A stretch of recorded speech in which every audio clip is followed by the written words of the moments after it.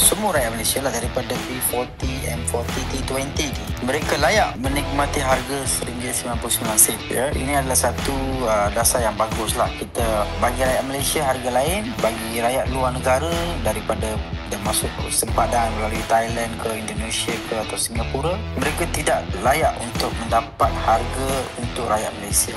Yang kedua adalah, ini adalah langkah untuk kita membuat subsidi yang lebih bersasar pada golongan B40 pada masa akan datang, ataupun M40 ataupun keluarga miskin. Dan penjimatan daripada subsidi minyak ini, dan kita mungkin dapat jimat satu angka jumlah yang besar, dan duit ini kita boleh salurkan semula kepada masyarakat. Melalui macam mana kita nak salurkan? Satunya, sudah tentu pembinaan sekolah, membuat jalan baru, menaik taraf hospital, dan lebih-lebih mungkin boleh meningkatkan lagi bantuan sehari hidup ini, atau kita menambahkan wang kepada bantuan sehari hidup.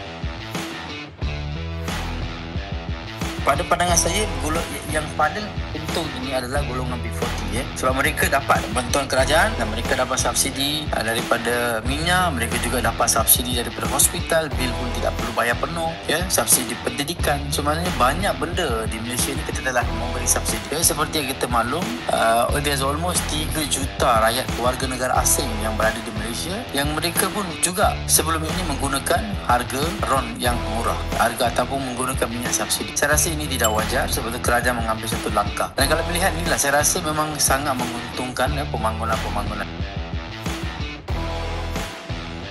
Ada mana-mana kerajaan yang berani membuat satu langkah yang boleh memberi kesan kepada kerajaan. Sebab ini bukan idea populis. Ini adalah idea yang sangat realistik. Ini adalah perubahan dasar sebenarnya. Ya, mungkin kerajaan-kerajaan ini sebelum ini tidak buat. Kenapa mereka tak buat? Mereka takut dikecam oleh rakyat. Mereka takut hilang undi.